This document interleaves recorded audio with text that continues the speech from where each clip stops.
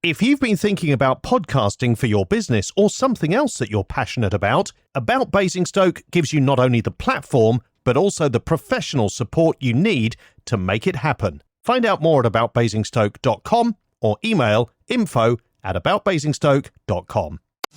About Basingstoke is Basingstoke's podcast network, proudly supported by IncuHive, the place to be for startups and small businesses. With virtual offices, desk space, offices and meeting rooms now open at Brunel House, Stevenson Road, Hound Mills, Basingstoke. Visit incuhive.co.uk.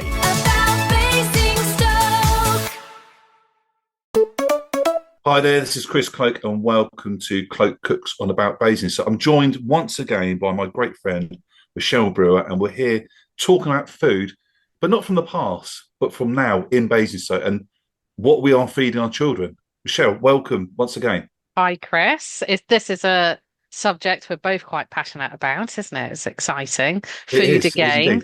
Yes, it is. It's food. I think food is probably, I see it's probably the most important things in my day, apart from sleep.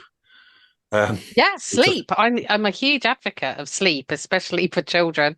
But food as well. And we're both parents, aren't we? So we've both got little mouths to feed, or not so little anymore. Not so little, but it starts right at the beginning, doesn't it? I think even from when I was pregnant, I became even more conscious about the food I was eating and how that might affect the growing baby. So right back then, I was thinking about what I wanted to feed them and how I wanted that to go. And it's such a joy feeding children until they become fussy and have opinions, and that can really take the joy out of cooking.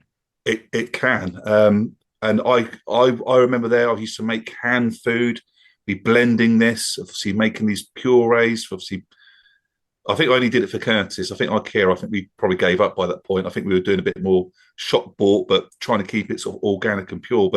And the children used to eat it, but then, like you said, they became fussy. And they had an opinion. When does that happen? I know, all of a sudden they go, but I don't want to eat that. And you were saying, obviously, on our other podcast that back in the day, you were fed food, and that was it. If you didn't eat it, you went hungry. But now I think we sort of pander to the children a bit more now. It was only the other day we were driving along. One of my children in the back said, "Could we please stop at Costa? He fancies a dragon fruit and guava refresher." What? Sorry, what? We took a moment just to say, how has this happened? Yeah. How have we got here when I didn't even know what a dragon fruit was until quite recently? But I wouldn't have, it just wouldn't have even been in our vocabulary, let alone know that this was a thing and have it and regularly and also expect one. So I also like, not to slag off coffee shops or anything, but I see children and very young teenagers in coffee shops. Like, that didn't happen when we were younger. They have this confidence. They just go in. They have these, that's quite a fancy drink, dragon fruit and guava refresher. But the point was, we were sat there and we're like, how has this happened? Yes. We were lucky. Sometimes you got a Coke, didn't you, and a packet of crisps. Packet of crisps, yeah, in the family room. I remember in the family room. Or sat outside. or sat outside. Go on, children, play on that dodgy-looking trampoline in the corner, because me and your mum want obviously have a few drinks and stuff. And it was in the patch of mud. But I think children, there are certainly a lot of choices now. But I think when we had the babies and they're very small, we were really excited to cook for them. We were fussy. We wanted everything to be organic. Yeah. We went for the baby-led weaning approach, which we didn't do any blending or sterilizing. They just ate whatever we were eating, and they just picked it out with their hands. Really good for their fine motor skills. But do you know what, Chris? I've got here, and I think it doesn't make a blind bit of difference. It doesn't matter if they were breastfed, they had blended food. They are all fussy little so-and-sos at some point as they get older. They're all the same. I speak to other parents. If they say, oh, no, my little Tarquin, he eats, goat curry, they're lying. They all want chicken nuggets. How did you even know about chicken nuggets when they've never had one? They do. Well, once it's had a chicken, a nugget, there's the bliss points. It's got the right sweetness. It's got the right saltiness, savoury factor to it, where they will only eat chicken dippers. I've been there, and obviously I've tried to explain to my son, again, obviously trying to reason with a 10-year-old. It's very difficult. They're I'd pint-sized dictators. They are. They get caught up in that situation. And I think at the moment, I felt really bad for years until speaking to other parents where, again, like we said, where they want that. And you have to sort of try and pander to them to a degree while introducing to other foods. And that's the thing. It's a difficult skill. You've got to hold the line, haven't you? And that is hard because it's a core thing to keep your children alive. Like that's what we're here to do as a parent. And if they won't eat, even if you're not fully conscious that that's what's going on, you think, oh, they're going to starve or they're not eating. It's very stressful because the one thing you want to do, feeding people is a pleasure. I know that you're a big foodie. You love to cook. You love to share food. It's one of the ways that we show love, isn't it? It's a real love language when you love food, and you do this for your friends, and it's a joy. When you've got the pint-sized dictator at the table screaming, "I'm not going to eat this rubbish," and you've got the most beautiful meal, it's really difficult because you just want them to eat something. You do, but I don't know. I think if I had to start all over again, I still don't know what I'd do differently. I feel like we did everything. We researched a lot about food. Yeah. We love food. We wanted the best for them. We really enjoyed preparing for them until it stopped being fun. Yeah, exactly. And I think it's, as I've said before about Basingstoke. Basingstoke at the moment, again, I love Basingstoke, but we've got 5 McDonald's. I can't count them out of Greg's. I haven't got enough fingers or toes. But it just seems to me that obviously everywhere you go, food or not good food isn't presented to younger people. They'd go, like I remember going to the petrol station back in the day. There might be like something near the counter, like a small box selection of chocolate bars. But now everywhere you go in, you walk into a shop, it's just there, brightly coloured in your face. And I think it's like the smell of sugar is really overpowering sometimes. So I accidentally went in. It was brightly coloured. They sold a lot of vapes, but they also had, like, it was just sugar, those high energy drinks, which I've never touched one. I have a feeling they'd go straight through me. And I went in and the smell of sugar just set my teeth on edge. It was insane. I don't know. I needed sunglasses to go in there. I don't really know what's going on where that's become a thing. But it's not the norm, really. Unfortunately, that's a problem. I think it's we sound like our parents now, don't we? Well, it's why there's so much obesity in young people. Like that's a real thing, and I know it can be a controversial subject, but like you just got to say what you see. And I think it's because, I mean, there wasn't those energy drinks around when we were younger, but there also, and I want to say this, there was no bottled water because as a child, I only drank water. I didn't drink any squash. I didn't drink any fizzy drinks. I didn't like any of that. I just wanted water. So if we went on a day out, so, sometimes we went to theme parks and things like that, I had to go without or drink out of a hose. I remember drinking out of a hose at Thorpe Park. And my mum used to be like, for goodness sake, can't you just drink like a normal child, whatever the thing was? I don't remember when bottled water came in, but now it's a thing. I remember very much, obviously, going to the beach. And I remember, obviously, coming back afterwards and feeling like the driest mouth ever and feeling dizzy. Where I've been just drinking cans of Coke. Because again, obviously, I'm not. Obviously, my parents aren't here to blame at the moment, but there wasn't bottled water. It didn't exist. It doesn't exist.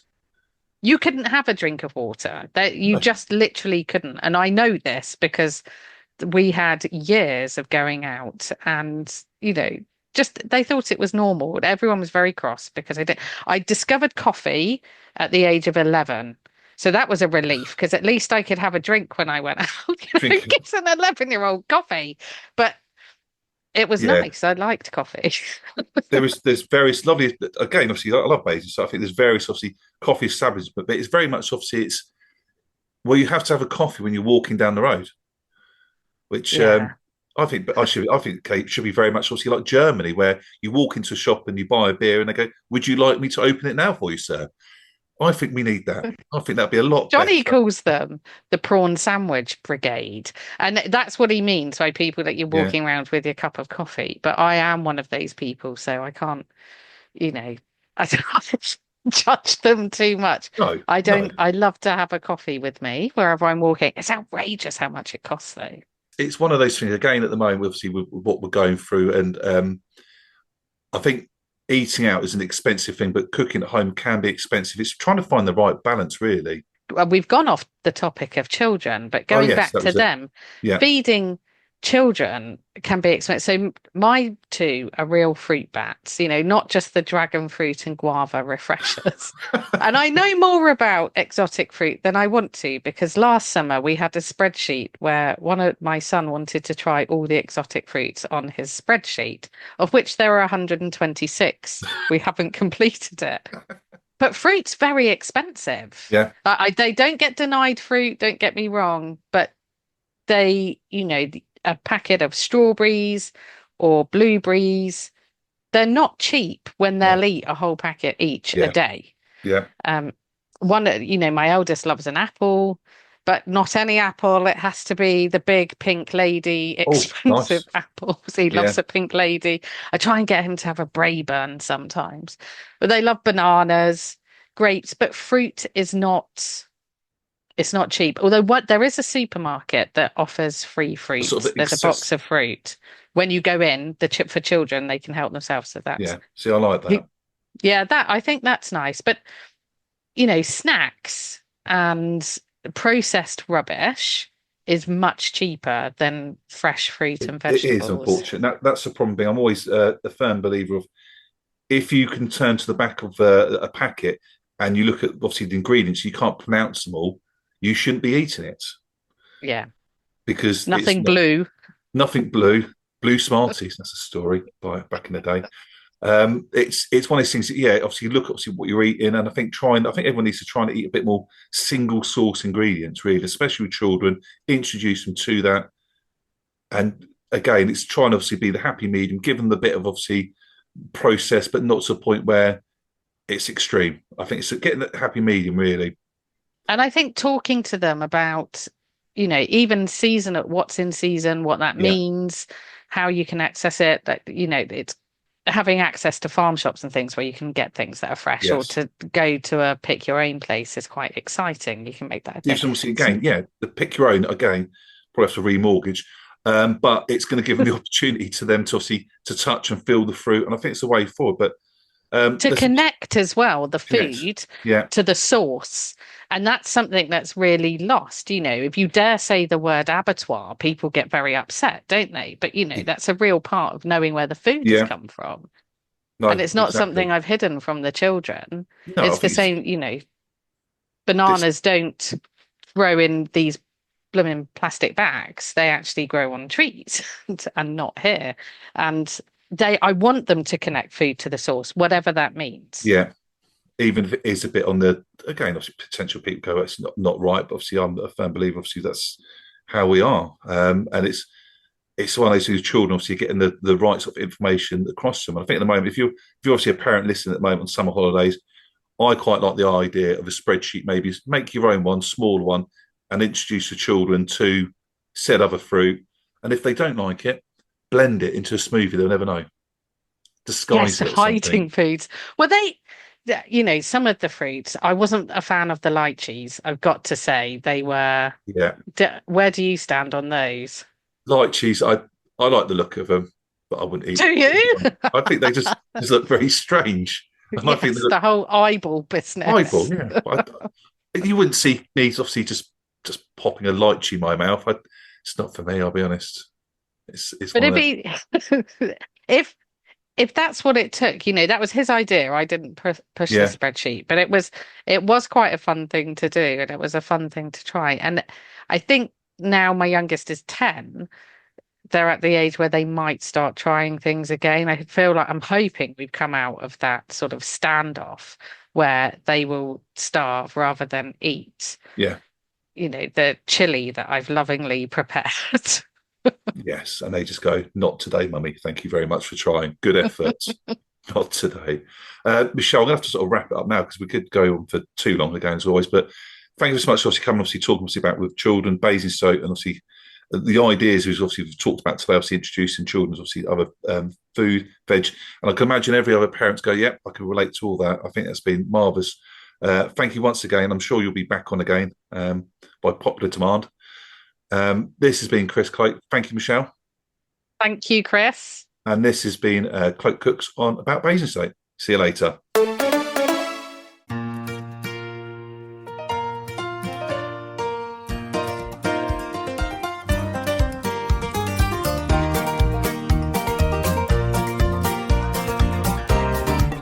About Basingstoke.